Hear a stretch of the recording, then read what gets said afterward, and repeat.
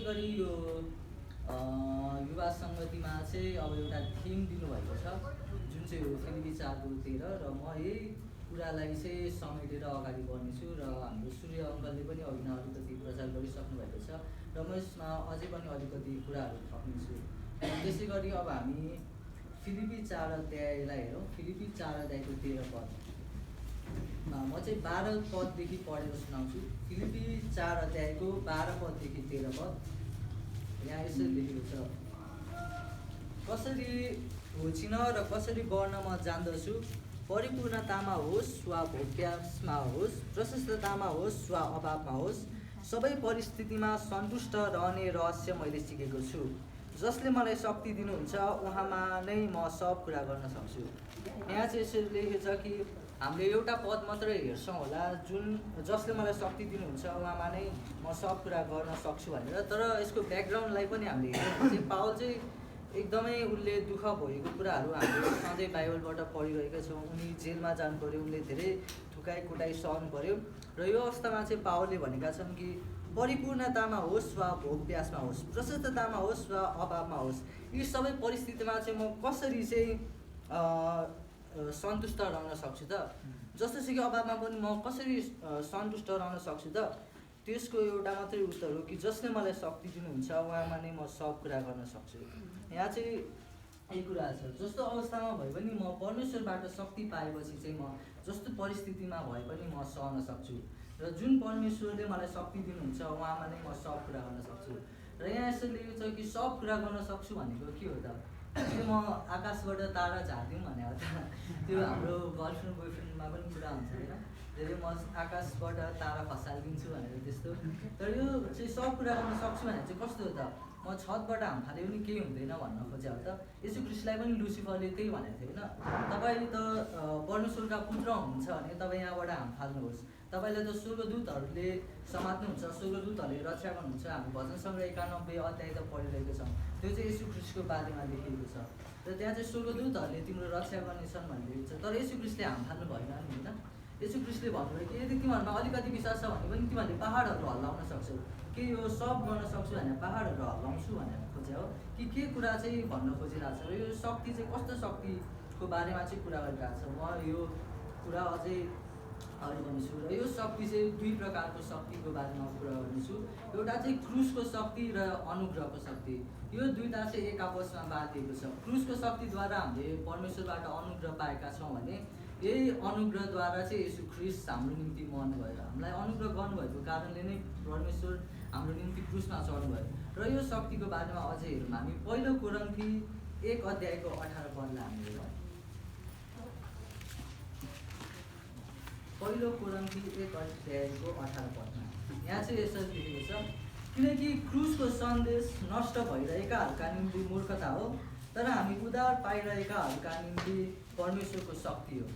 र यो क्रुस चाहिँ मरिरहेकाहरूका निम्ति, जुन मानिसहरू चाहिँ परमेश्वरले चुन्नु भएको छैन अथवा जुन मानिसहरूले चाहिँ परमेश्वरमा विश्वास गरेका छैनन् उनीहरूको निम्ति चाहिँ हामीले यो क्रुसको सुसमाचार चाहिँ उनीहरूको निम्ति चाहिँ मूर्खता हो, अथवा उनीहरूले चाहिँ हामीलाई मूर्ख भनिरहेका हुन्छन्। नष्ट भइरहेकाहरूका निम्ति चाहिँ यो केही लाभदायक हुँदैन भने हामी परमेश्वरमा उद्धार पाएकाहरूका निम्ति चाहिँ यो एउटा शक्ति हो। र यो शक्ति चाहिँ परमेश्वर प्रभु यीशु ख्रिस्टले बगाउनु भएको कल्वरी क्रुसमा बगाउनु भएको रगतको शक्तिको कुरा भएको छ। र त्यसै गरी अर्को अनुग्रहको शक्तिलाई हामी हेरौँ, जुन चाहिँ बिहान पास्टर सूर्य अङ्कलले पनि प्रचार गर्नुभएको थियो, जुन चाहिँ 2 कोरिन्थी 12 अध्यायको म 7 पददेखि 10 पदसम्म पढेर सुनाउनेछु। यहाँ चाहिँ यसरी दिएको छ, तर प्रशस्त प्रकाशहरूको कारण घमण्डले म बढ्ता नफुलु भनेर मलाई सताउन र घमण्डबाट रोक्नलाई शैतानको दूत अर्थात् एउटा काँडो मेरो शरीरमा दियो, यो मबाट हटोस् भनेर मैले 3 पल्ट प्रभुसित बिन्ती गरेँ। तर मलाई उहाँले भन्नुभयो, मेरो अनुग्रह तेरो निम्ति पर्याप्त छ, किनभने मेरो शक्ति दुर्बलतामा नै सिद्ध हुन्छ। यसकारण ख्रिस्टको शक्ति ममाथि बास गरोस् भनेर म बरु मेरो दुर्बलतामा बढी खुसीसाथ गर्व गर्नेछु। यसकारण ख्रिस्टको खातिर दुर्बलताहरूमा, बदनामीहरूमा, कठिनाइहरूमा, सतावटहरूमा, आपदहरूमा म सन्तुष्ट रहन्छु, किनकि जब म दुर्बल छु तब म शक्तिशाली छु। यहाँ चाहिँ अन्तिममा भनेको छ कि जब म दुर्बल छु तब म शक्तिशाली छु। जब हामी दुर्बल हुन्छौँ तब नै परमेश्वरको अनुग्रह हाम्रो जीवनमा सिद्ध हुन्छ। जब हामी कष्टित पीडित भएका हुन्छौँ तब नै परमेश्वरको अनुग्रह हाम्रो जीवनमा वर्ता गरिरहन्छ। र त्यसै गरी पावल चाहिँ एउटा यस्तो अवस्थामा पुगेका थिए कि उनले चाहिँ परमेश्वरबाट यति धेरै प्रकाश पाइसकेका थिए, उनले दर्शनहरू देखेका थिए, शैतानको दुनियाँ, स्वर्गीय दुनियाँहरू यति धेरै प्रकाशहरू पाइसकेका थिए कि उनले चाहिँ घमण्ड अब आइहाल्छ नि। कसरी नयाँ कुरा गरेछ भने अब कुनै साइन्टिस्टले एउटा नयाँ इन्भेन्सन गरेछ भने मैले गरे हो भनेर उसलाई घमण्ड हुन्छ नि होइन। त्यसै गरी पावललाई पनि यो घमण्ड नहोस् भनेर चाहिँ परमेश्वरले एउटा काँडो दिनुभएको थियो। र त्यो काँडो चाहिँ के हो हामी जान्दैनौँ। सायद रोग बिमार हुनसक्छ अथवा सायद सतावट हुनसक्छ, जे पनि हुनसक्छ, तर परमेश्वरले चाहिँ त्यो काँडो दिनुभएको थियो। र त्यो काँडो हटोस् भनेर चाहिँ पावलले परमेश्वरलाई 3 पल्ट बिन्ती गरेका थिए। उनी चाहिँ एकदमै कष्टित भइसकेका थिए, तर परमेश्वरले भन्नुभयो मेरो अनुग्रह तेरो निम्ति पर्याप्त छ, किनभने मेरो शक्ति दुर्बलतामा नै सिद्ध हुन्छ। जब हामी दुर्बल छौँ, जब हामी केही गर्न सक्दैनौँ, जब हामीलाई यस्तो लाग्छ कि यो दुनियाँ नै अब नष्ट हुँदैछ। यो कोरोनाको समयमा पनि हामी हेरौँ न, धेरैजनाले कति करियरहरू राख्यो होला, के गर्छु भनेर सोचेको थियो होला, तर सबै कुरा नष्ट भयो। अब के गर्ने, अब कसरी जाने, के गर्ने भनेर यस्तो अवस्थामा पुगिसकेको होला, तर हरेस खानु पर्दैन, किनकि परमेश्वरले भन्नुभएको छ कि मेरो अनुग्रह तेरो निम्ति पर्याप्त छ, किनभने मेरो शक्ति दुर्बलतामा नै सिद्ध हुन्छ। र किनकि जब म दुर्बल छु तब म शक्तिशाली छु। र यसु ख्रीष्टले हाम्रो निम्ति गर्नुभएको अनुग्रह, यसु ख्रीष्टले बगाउनु भएको रगत नै हाम्रो निम्ति पर्याप्त छ। चाहे जस्तो सुकै अवस्था होस्, यो हामी शक्तिको कुरा गर्छौँ, यो हामी जे पनि गर्न सक्छौँ भन्ने कुरा गर्छौँ, यसलाई चाहिँ हामी पोजिटिभ कुरामा हेऱ्यौँ भने चाहिँ यो चाहिँ एकदमै गहिरो छ। यो चाहिँ अब सुपर हिरो हामीले मार्बल फिल्महरू पनि हेरेको छौँ होला, सुपरम्यान अथवा स्पाइडरम्यानहरू, त्यस्तो शक्तिको कुरा गरे होइन, तर यो चाहिँ एकदमै गहिरो प्रेमको शक्ति, यो चाहिँ शान्तिको शक्ति, यो चाहिँ आत्मसंयमको शक्तिको कुरा गरिरहेको छ। यो चाहिँ जस्तो सुकै अवस्था भयो भने अरूलाई प्रेम गर्ने, चाहे अरूले मलाई ढुङ्गा हानुहोस्, स्टिफनसलाई पनि धेरै यहुदीहरूले ढुङ्गाले हानेका थिए, र त्यो अवस्थामा नि उनी एकदम स्थिर रहेर उनले भने कि परमेश्वर उनीहरूलाई क्षमा गर्नुहोस्। त्यस्तो शक्तिको कुरा चाहिँ यहाँ गरिएको छ। र जस्तो सुकै परिस्थितिमा होस्, हाम्रो अभावको अवस्थामा होस्, त्यस्तो बेला चाहिँ यो शक्तिको आवश्यकता, यो शक्तिको चाहिँ यहाँ कुरा भइरहेको छ। र त्यसै गरी हामी रोमी 5 अध्यायलाई पनि हामी हेरौँ। रोमी 5 अध्यायको 1 पददेखि 6 पदसम्म, रोमी 5 अध्यायको 1 पददेखि 6 पदसम्म यहाँ यसरी लेखेको छ, यसै कारण विश्वासद्वारा धर्मी ठहरिएर हाम्रा प्रभु येशू ख्रीष्टद्वारा परमेश्वरसँग मेरो मिलाप भएको छ। उहाँद्वारा हामीले यस अनुग्रहमा विश्वासद्वारा प्रवेश पाएका छौँ। यस अनुग्रहमा हामी खडा छौँ र परमेश्वरका महिमाको सहभागी हुने हाम्रो आशामा हामी रमाउँछौँ। यति मात्र होइन, तर हामी आफ्नो सङ्कष्टमा रमाउँछौँ, यो जानेर कि सङ्कष्टले सहनशीलता उत्पन्न गराउँछ, सहनशीलताले चरित्र र चरित्रले आशा उत्पन्न गराउँछ। आशाले हामीलाई निराशा गराउँदैन, किनकि हामीलाई दिएका पवित्र आत्माद्वारा परमेश्वरको प्रेम हाम्रा हृदयमा खन्याएको छ। किनकि हामी दुर्बल हुँदा नै ख्रीष्ट अधर्मीहरूका निम्ति ठिक समयमा मर्नुभयो। यहाँ चाहिँ यस्तो लेख्छु कि हामी क्रिस्चियनहरूको जीवनमा हामी सधैँ देखिरहेका हुन्छौँ कि सधैँ कष्टले पीडित हुनुपर्छ, एकदमै सतावट जीवन हामीले जिराख्नुपर्छ, यो हामीले सधैँ भोगेको कुरा हो। र अयुबको जीवनमा पनि त्यस्तै भएको थियो। र त्यो सबै अवस्थामा हुँदै पनि यो शक्तिद्वारा चाहिँ हामीले आशा राख्न सक्छौँ, यो शक्तिद्वारा चाहिँ हामी अझै सहनशील हुन सक्छौँ। यो सहनशीलताद्वारा चाहिँ, यो शक्तिद्वारा चाहिँ हाम्रो चरित्र चाहिँ अझै अगाडि, चरित्र चाहिँ अझै असल हुँदै जान्छ। र यो शक्तिद्वारा चाहिँ हामी अझै अगाडि बढ्न सक्छौँ। यो शक्तिद्वारा हामी परमेश्वरमा रमाउन सक्छौँ। यो शक्तिद्वारा हामी परमेश्वरमा आनन्दित हुन सक्छौँ। र यो शक्तिद्वारा चाहिँ हामी जस्तो सुकै सङ्घर्ष भयो भने, मानिसहरूले हामीलाई ठुकेनी कुटेनी, मानिसहरूले हामीलाई गिल्ला गरे पनि हामी स्थिर रहन सक्छौँ। र त्यसै गरी हामी 2 तिमोथी 1 अध्यायको 9 पददेखि 10 पदलाई हामी हेरौँ।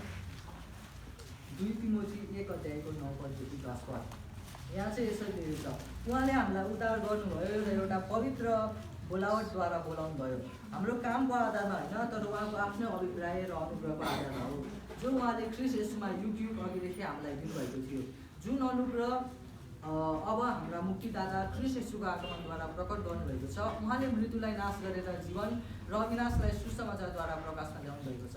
जसरी अघि हाम्रो प्रकाश दाइले पनि भन्नुभएको थियो कि हाम्रो जीवन चाहिँ परमेश्वरले नियुक्त गर्नुभएको जीवन हो। र मैले बाइबलमा जति गहिरोमा बुझ्दै गएँ कि परमेश्वरले चाहिँ हामीलाई संसारको सृष्टि हुनुभन्दा अगाडिदेखि नै चुन्नु भएको थियो, र उहाँको लक्ष्य अनुसार हामीलाई सृजन भएको थियो।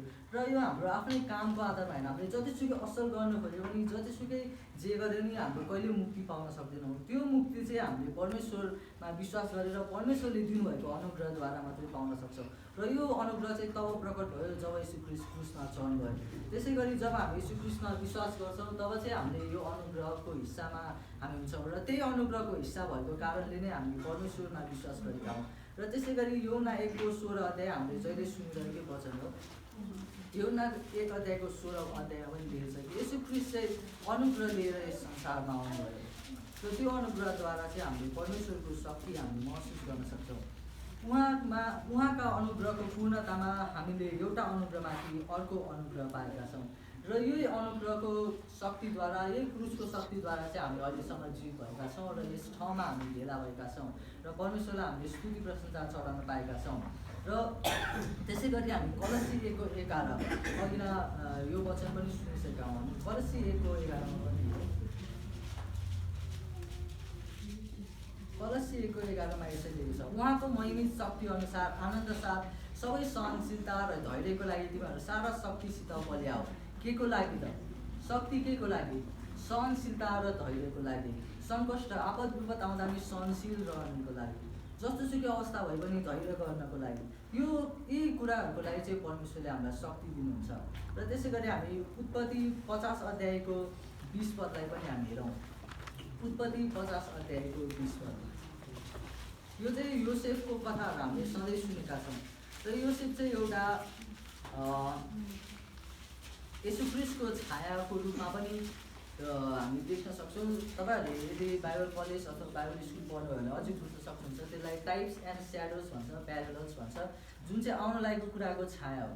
योसेफको जीवन पनि येशू ख्रीष्टको एउटा छाया थियो। जसरी योसेफलाई आफ्नै दाजुभाइहरूले बेचेर खाल्डोमा हालेका थिए, त्यसरी नै येशू ख्रीष्टलाई पनि आफ्नै इस्रायली जातिहरूले 30 सिक्का चाँदीमा बेचेका थिए र उनलाई चाहिँ क्रुसमा झुन्डाएका थिए र उनी चाहिँ तल पाताल लोकमा जानुभएको थियो र मृत्युबाट बौलिनु भएको थियो र पिताको दाहिने बाहुलीमा गएर बस्नुभएको छ। त्यसै गरी योसेफ पनि खाल्डोमा एकचोटि गएका थिए र पछि फारोको दाहिने हातमा गएर उनको दाहिने व्यक्ति भएर बसेका थिए र योसेफको जीवनमा पनि त्यस्तै थियो। उनको दाजुभाइहरूले चाहिँ उनलाई चाहिँ खाल्डोमा हालेका थिए र उनलाई बेचेका थिए र त्यसै गरी पोथिफरको घरमा पनि उनलाई एकदमै ठुलो परीक्षा आएको थियो र ती सबै परीक्षाको बिचमा चाहिँ योसेफ चाहिँ एकदमै अझै अगाडि बढ्न सकेका थिए। के को कारण त? परमेश्वरको अनुग्रहको कारण, परमेश्वरको चुनावको कारण। के को लागि भन्दाखेरि इजरायल जातिमा चाहिँ एउटा मिश्र देशमा चाहिँ अथवा त्यो त्यति बेलाको भूभागमा चाहिँ एउटा के भन्छ अनिकाल परेको थियो, खानाको अनिकाल। र त्यसै गरी 7 वर्षसम्म चाहिँ भरिपुरी हुने, 7 वर्षमा चाहिँ अनिकाल लाग्ने, त्यो सपना आएको थियो। र त्यसै गरेको बिचमा चाहिँ इजरायलको 12 छोराहरू अथवा इजरायल देशको पिल्लरहरू, जगहरू, उनीहरू चाहिँ नष्ट हुन लागेको थियो त्यो अनिकाल। त्यति बेला चाहिँ परमेश्वरले अगाडि नै योसेफलाई चुनिसक्नु भएको थियो इजरायल जातिलाई बचाउन।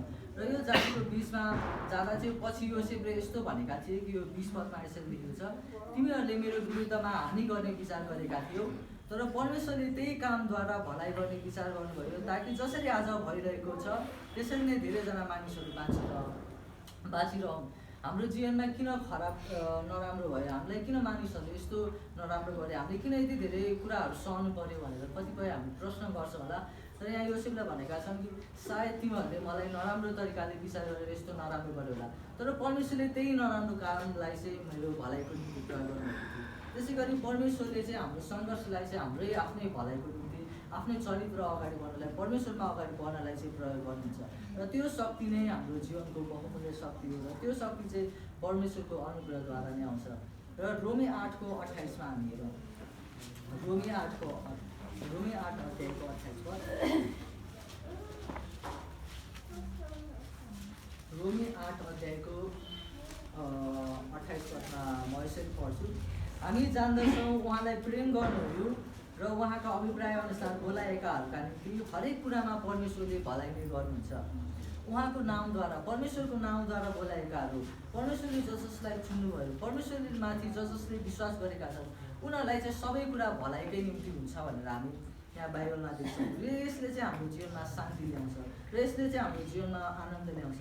हामी जस्तोसुकै अवस्थामा गए पनि, जस्तोसुकै रोग बिमारबाट भए पनि, जस्तोसुकै जुनसुकै ठाउँमा पुगे पनि हाम्रो निम्ति सबै कुरा भलाइकै निम्ति हुन्छ र सबै कुरा सहनशीलता र धैर्यको निम्ति नै हुन्छ र सबै कुरा परमेश्वरले आफ्नो इच्छाको लागि नै गर्नुहुन्छ।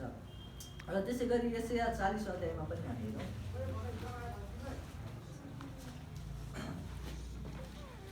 यशाया 40 अध्यायको 29 पददेखि 31 पदसम्म।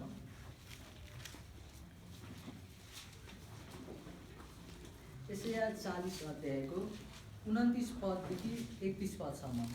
यहाँ चाहिँ यसरी लेखेको छ, उहाँले थकितहरूलाई बल दिनुहुन्छ र कमजोरहरूको शक्ति बढाइदिनुहुन्छ।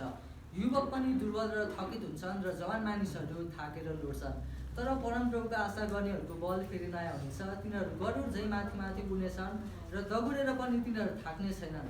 तिनीहरू हिँड्नेछन् तापनि मुर्छा पर्ने छैन। सबैजना चाहिँ मानिस चाहिँ थकित र दुर्बल हुन्छन्। यो माटोको भाँडामा हामी कहिले पर्फेक्ट हुन सक्दैनौँ। हामी अहिलेको यो युगमा सबैजना मानिसहरू पर्फेक्ट हुन्छौँ। हाम्रो अहिलेको रहन सहनशीलताहरू, हाम्रो ड्रेसअपदेखि लिएर सबै कुरामा हामी टिपटप हुन पुग्छौँ। तर यो सबै चाहिँ बाहिरको हाम्रो मन भर्ने कुरा मात्र हो। तर सबै मानिसहरू चाहिँ दुर्बल नै हुन्छन्, कमजोर नै हुन्छन्। भित्री हृदयमा के भएको छ त्यो कसैले देख्न सक्दैन। सबै मानिसको एउटा न एउटा विकनेस त जरुर हुन्छ। कोही मानिसलाई आफू मोटो भएकोमा केही नराम्रो लाग्छ, कोही मानिसहरूलाई आफ्नो अनुहार मन नपर्न सक्छ, कोही मानिसहरू गरिबीमा हुन सक्छन्, कोही मानिसहरूको केही हुनसक्छ। सबैजनाको दुर्बलता हुन्छ। र तर त्यो दुर्बलतामा चाहिँ हामीले परमेश्वरको शक्ति पाउन सक्छौँ। र जब हामी दुर्बल छौँ, जब हामी पापी छौँ भनेर स्वीकार गर्छौँ, जब हामी दुर्बलतामा परमेश्वरलाई पुकार्छौँ, तब नै परमेश्वरको सिद्ध शक्ति चाहिँ हाम्रो जीवनमा प्रकट हुन्छ। र त्यसै गरी हामी प्रस्थान 4 अध्यायमा केही व्यक्तिहरूको बारेमा जुनहरू चाहिँ एकदमै दुर्बल थिए र परमेश्वरबाट अनुग्रह पाएका थिए।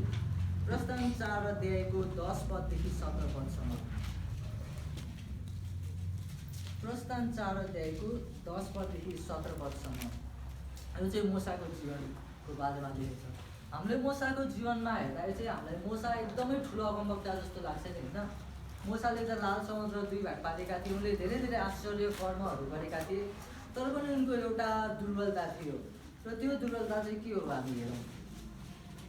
यो प्रस्थान 10 पददेखि म पढेर सुनाउँछु। प्रस्थान 4 अध्यायको 10 पद। त्यसपछि मोसाले परमप्रभुलाई भने, प्रभु, म बोल्नमा उस्तो सिपालु छैन। न त अघि म सिपालु थिएँ, न अहिले तपाईँ बोल्नु भएपछि म सिपालु भएको छु। किनकि म बोल्नमा र जिब्रो चलाउनमा ढिलो छु। परमप्रभुले तिनलाई भन्नुभयो, मानिसको मुख कसले बनायो? मानिसलाई लाटो वा बहिरो कि देख्ने वा अन्धो कसले बनाउँछ? के म परमप्रभुले नै होइन र? मोसा पनि यस्तै एउटा व्यक्ति थिए। उनी चाहिँ एकदमै राजकीय घरानामा हुर्किएका थिए। उनी इस्रायल जाति भए पनि उनी मिश्रको राजकीय घरानामा हुर्किएका थिए। र परमेश्वरले चाहिँ उनलाई एउटा कामको निम्ति चुन्नु भएको थियो। र त्यो चाहिँ इस्रायलीहरूलाई चाहिँ प्रतिज्ञाको देशमा पुर्याउने कामको लागि परमेश्वरले मोसालाई चुन्नु भएको थियो। र त्यो काम गर्नलाई चाहिँ परमेश्वरले जब मोसाले यो गर भन्दै हुन्थ्यो, तब मोसाले भने कि प्रभु, म त सक्दिनँ, किनकि म बोल्न सक्दिनँ। म बोल्न र जिब्रो चलाउनमा ढिलो छु भनेर मोसाले भनेका थिए। तर परमेश्वरले चाहिँ भन्नुभयो कि मानिसको मुख कसले बनायो त? परमेश्वरले नै बनाउनु भएको होइन र? मानिस जस्तोसुकै दुर्बल भए पनि परमेश्वरले नै बनाउनु भएको हो। र मानिस परमेश्वरकै प्रजा हो, मानिस परमेश्वरकै पुत्र हो। र त्यति बेला परमेश्वरले भन्नुभयो कि 16 र 17 पदमा त्यो चाहिँ म 13 पददेखि नै पढ्दैछु। तर मोसाले भने, हे प्रभु, बिन्ती छ, अरू कसैलाई नै पठाउनुहोस्। तब परमप्रभु क्रोध मोसामाथि उठ्यो र उहाँले भन्नुभयो, के लेवी हारुन तेरो दाजु छैन र? मलाई थाहा छ कि त्यो राम्ररी बोल्न सक्छ। त्यो तँलाई भेट्न आउँदैछ र तँलाई देखेर त्यो खुसी हुनेछ।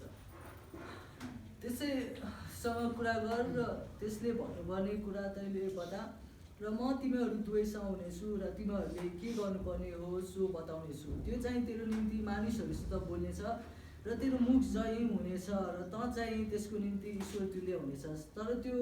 तर यो लट्ठी तेरो हातैमा लैजा, त्यसद्वारा तैँले आश्चर्यपूर्ण चिन्हहरू गर्नेछस्। र जब मोसाले भनेका थिए, प्रभु, म बोल्न सक्दिनँ, म सिपालु छैन, म मानिसहरूलाई लिड गर्न सक्दिनँ भनेर जब उनले भनेका थिए, तब परमेश्वरले भन्नुभयो, जा, तेरो दाजु छ नि हारुन, त्यो बोल्न सक्छ, जा त्यससँग जा र त्यो चाहिँ तेरो निम्ति बोल्ने एउटा पाटा हुनेछ र त्यसद्वारा चाहिँ तैँले त्यो चाहिँ तेरो एउटा मुख जस्तै हुनेछ भनेर परमेश्वरले भन्नुभयो। त्यसै गरी हामी मोसाको जीवनमा पनि देख्न सक्यौँ। मोसा चाहिँ एकदमै खतरा मानिस थिएन, उनीसँग पनि एउटा दुर्बलता थियो। र त्यो दुर्बलताको माझमा चाहिँ परमेश्वरले आफ्नो शक्ति प्रकट गर्नुभयो र परमेश्वरले भन्नुभयो कि जा, तेरो दाजुलाई बोला, तेरो दाजु नै तेरो मुख हुनेछ भनेर परमेश्वरले भन्नुभयो। त्यसै गरी परमेश्वरको अनुग्रहको शक्तिद्वारा चाहिँ मोसा चाहिँ ती सबै परमेश्वरले चुन्नु भएको उद्देश्यको लागि चाहिँ उनी सफल भएका थिए। र त्यसै गरी योसुलाई पनि हामी हेरौँ न, जब मूसाको मृत्यु भयो योसु चाहिँ एकदमै उदास भएका थिए। अब मूसाले त हामीलाई प्रतिज्ञाको देशमा लानुपर्ने हो, तर मूसा त जानु भइसक्यो, अब हामी के गर्ने त, अब हामी के गर्ने त भनेर उनीहरू योसु चाहिँ सोचिरहेका थियो। तब परमेश्वरले त्यति बेलाको योसुको दुर्बलताको माझमा, उनको निराशको माझमा चाहिँ उनले भनेका थिए, योसु 1:9 तँलाई मेरो आज्ञा छ, बलियो र खुबै साहसी हो, नडरा, निराश नहो, किनकि त जहाँ गए पनि परमप्रभु तेरा परमेश्वर तेरो साथमा हुनेछ। जब योसु चाहिँ एकदमै निर्बल थियो, योसु चाहिँ अब के गरौँ भनेर सोचिरहेको थियो। मूसा पनि मऱ्यो, अब म कसरी इस्राएलीहरूलाई लिडिङ गर्ने त, अब म के गरौँ भनेर मूसा चाहिँ योसु प्रार्थना गरिरहेका थियो होला, सायद परमेश्वरबाट मार्ग खोजिरहेका थियो होला, निकै उदास थियो होला। तब त्यति बेला परमेश्वरले भन्नुभयो, म तेरो साथमा हुनेछु। इमानुएल परमेश्वर, कति सुन्दर नाम छ होइन, इमानुएल परमेश्वर हामीहरूसित। जस्तो सुकै दुर्बल अवस्थामा भयो भने परमेश्वरको शक्ति चाहिँ त्यति बेला हाम्रो जीवनमा प्रकट हुन्छ। र योसेफको जीवनको बारेमा पनि मैले भनिसकेको थिएँ, उनी पनि एकदमै दुर्बलतामा भएर गएका थिए, उनले धेरै कुराहरू सहेका थिए। तब परमेश्वरले उनलाई प्रधानमन्त्री, मिश्रको प्रधानमन्त्री बनाउनुभयो। र त्यसै गरी हामी दानियलको 3 अध्यायमा पनि हेरौँ न, सद्रक मेशक अबेदnego 3 जना जवान मानिसहरू, उनीहरूको जीवनमा पनि परमेश्वरले एकदमै शक्तिशाली रूपले काम गरिरहेको थियो। जब बेबिलोनीहरूले जवान मानिसहरूलाई एकदमै पर्फेक्ट बुद्धिमा अनि रवाइ खुवाइमा एकदमै अनुहारमा चाहिँ एकदमै खतरा भएकाहरूलाई चाहिँ बेबिलोनी मानिसहरूले चुनेका थिए उनको देशमा लगेर आफ्नो कामको निम्ति प्रयोग गर्नलाई। र त्यति बेला चाहिँ परमेश्वरले दानियल, सद्रक मेशक अबेदनेगोलाई चाहिँ आफ्नो कामको लागि चुन्नुभएको थियो। र उनीहरू चाहिँ बेबिलोनको धर्मसँग, बेबिलोनीहरूसँग मिश्रित भएका थिएनन्, तर उनीहरू चाहिँ अझै पनि परमेश्वरमा अझै अगाडि बढिरहेका थिए, व्यवस्थामा अझै अगाडि बढिरहेका थिए। त्यति बेला चाहिँ त्यहाँका मानिसहरूले चाहिँ डाहा गरेर सद्रक मेशक अबेदनेगोलाई चाहिँ आगोको भट्टीमा लगेर फालेका थिए। र त्यति बेलाको आगोको भट्टीमा गएको बेला चाहिँ एउटा यस्तो आश्चर्यको काम भयो कि एकजना व्यक्ति चाहिँ तिनीहरूको माझमा प्रकट भएका थिए। र नबुकदनेस्सरले भनेका थिए, यो चौथो चाहिँ देवताहरूको पुत्र जस्तै देखिन्छ। देवताहरूको पुत्र, परमेश्वरको पुत्र को हो त? येशू ख्रिस्ट नै होइन। पुरानो करारमा चाहिँ हामी यहाँ येशू ख्रिस्टको प्रकट भएको कुरा हामी देख्न सक्छौँ।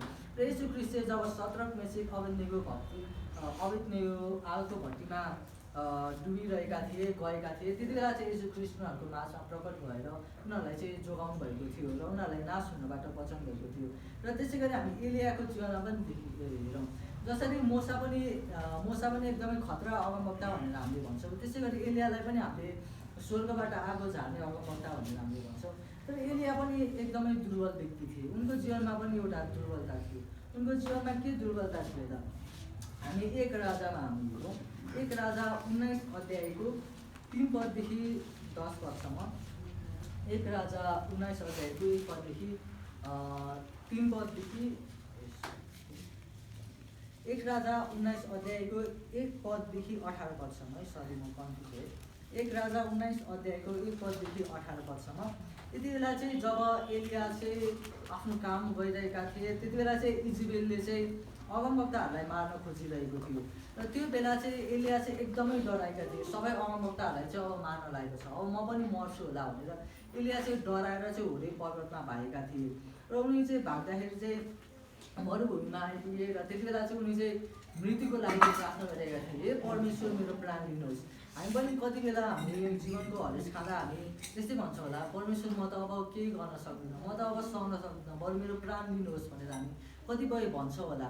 तर एलिया पनि त्यस्तै अवस्थामा पुगेका थिए, त्यत्रो ठुलो अगमवक्ता, स्वर्गबाट आगो झार्ने, निकै धेरै 6वटा आश्चर्य कर्महरू गर्ने, ठुला आश्चर्य गर्ने अगमवक्ता पनि यस्तो अवस्थामा पुगेका थिए कि म चाहिँ अब बाँच्न सक्दिनँ, बरु मेरो प्राण त जान लागेको थियो, बरु मेरो प्राण लिनुहोस्, म यो सङ्घर्षबाट अगाडि बढ्न सक्दिनँ भनेर उनी यस्तो हरेस खाइरहेका थिए। तर परमेश्वरले त्यति बेला एउटा स्वर्गदूत पठाउनु भयो र उनलाई भन्नुभयो कि जा, अब भोजन खाएर त बल तागत पाएर अब 40 दिन 40 रात यात्रा गरेर परमेश्वरको होरेब पर्वतमा जा, अनि होरेब पर्वतमा चाहिँ परमेश्वर प्रकट हुनुहुन्छ भनेर एउटा स्वर्गदूतले भनेका थिए। र त्यति बेला एलिया अगमवक्ता चाहिँ होरेब पर्वतमा गएर उनले परमेश्वरलाई देखेका थिए, परमेश्वरको आवाजलाई चाहिँ उनले सुनेका थिए भनेर हामी यो 1 राजा 19 अध्यायमा देख्न सक्छौँ। कि त्यसै गरी धेरै व्यक्तिहरू छन्, दाउद पनि छन् जो ठुलो गोलियातलाई मार्ने, तर उनी व्यभिचारमा फसेका थिए। त्यसै गरी सबै मानिसको एउटा दुर्बलता हुन्छ र र त्यो दुर्बलताको माझमा चाहिँ परमेश्वरले आश्चर्य कर्म गर्नुभएको थियो र हरेक दुर्बल व्यक्तिहरूलाई चाहिँ परमेश्वरले साथ दिनुभएको थियो र उनीहरूलाई चाहिँ हरेस खानाबाट बचाउनु भएको थियो, जोगाउनु भएको थियो, उनीहरूलाई चाहिँ अझै आशा दिनुभएको थियो। र त्यसै गरी हामी मत्ती 8 अध्यायलाई पनि हामी हेरौँ। मत्ती 8 अध्याय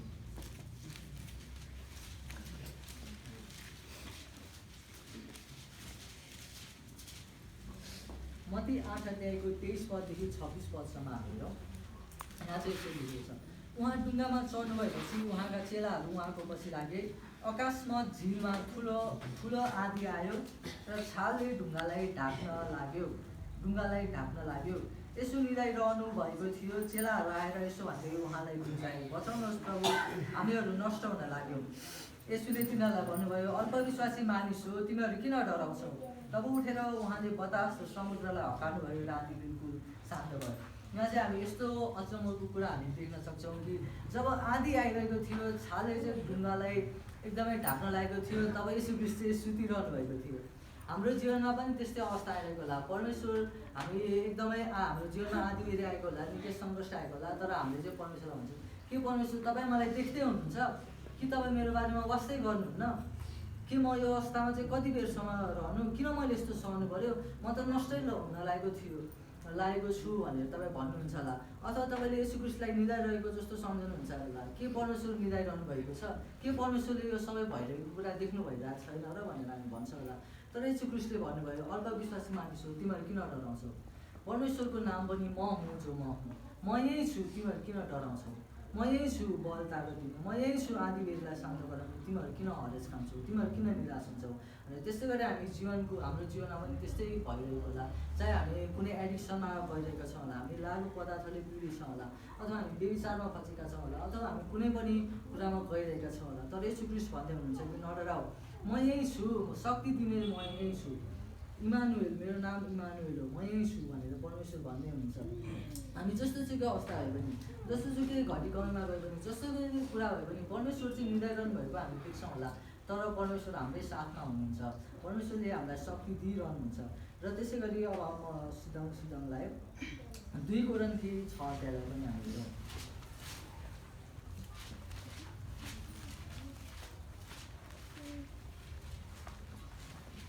2 कोरिन्थी 6 अध्यायको 3 पददेखि 10 पदसम्म।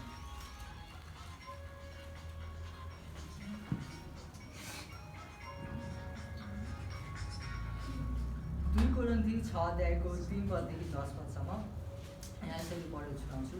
हाम्रो सेवामा दोष नभेटोस् भनेर हामी कसैको मार्गमा बाधाको कारण राख्दैनौँ, तर हर तरहले हामी आफैलाई परमेश्वरका सेवकहरू हौँ भन्ने देखाउँछौँ।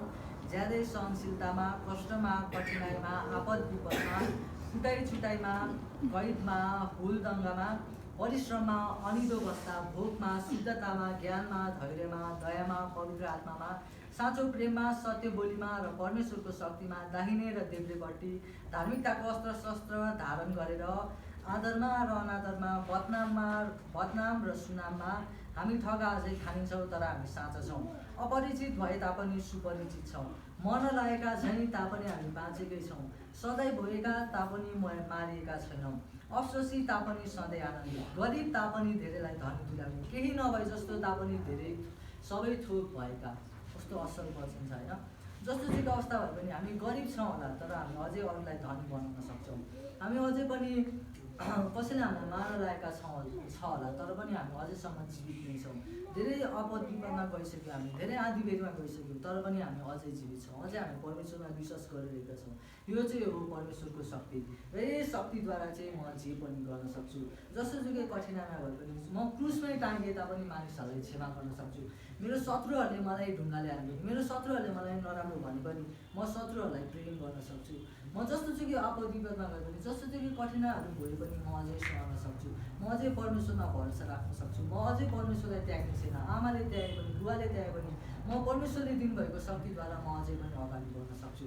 र जस्तोसुकै अवस्थामा भए पनि म स्थिर रहन सक्छु। र सायद तपाईँहरूलाई धेरै रोग बिमारहरू लागेको होला, अब चाहिँ म अन्तिम अवस्थामै पुग्न लागेको छु जस्तो भएको होला, अथवा मेरो रोग किन निको भएको छैन भन्न भन्दै हुनुहुन्छ होला, तर तपाईँ डराउनु पर्दैन। धेरैजना हरेस खानुभएको छ होला, म जीवन देखाएको छैन, मेरो करियरमा म कहिले सफलता पाउन सकेको छुइनँ, म धेरै भएर गइसकेँ तर पनि अझै केही भएको छैन, मैले सोचेको जस्तो अहिले पनि केही भएको छैन, म मनै लागेको छु र म निकै थकित भएको छु। मेरो घर परिवारमा मेरो छोराछोरीले परमेश्वरमा विश्वास गरेको छैनन् होला, मेरो छोराछोरीहरू अझै संसारमै घुरिरहेका छन् होला, मेरो बाबुआमा अझै विश्वास गरेका छैनन् होला, अथवा कसैको रिलेसनसिपमा प्रब्लम होला, श्रीमान श्रीमतीमा अथवा आफ्नो कोही नजिकको नातामा तपाईँहरूको रिलेसनसिपको प्रब्लम भएको छ होला। तर एउटा कुरा तपाईँ नभुल्नुहोस् कि जब म दुर्बल छु तब म शक्तिशाली छु, किनकि जब म दुर्बल छु त्यति बेला नै परमेश्वरको अनुग्रह चाहिँ मेरो जीवनमा सिद्ध हुन्छ। यो कुरा चाहिँ हामीले राखिराख्नुपर्छ र यो कुरा चाहिँ हाम्रो दिमागमा हाम्रो हृदयमा चाहिँ हामीले सोचिराख्नुपर्छ कि जब म दुर्बल छु म दुर्बल भएको राम्रै हो, किनकि म दुर्बल नभएको भए परमेश्वरको अनुग्रह मेरो जीवनमा रहँदैन थियो होला, मैले मेरो पाप स्वीकार नगरेको भए परमेश्वरले मलाई क्षमा गर्नुहुन्न थियो होला। त्यसै गरी हामी चाहिँ आफ्नो दुर्बलतामा, आफ्नो थकितपनामा, आफ्नो जस्तोसुकै सङ्कट विपदमा, आपद विपदमा चाहिँ हामी रहनुपर्छ, किनकि परमेश्वरको अनुग्रह परमेश्वरको शक्ति नै यही कुरामा हाम्रो दुर्बलतामा नै सिद्ध हुन्छ।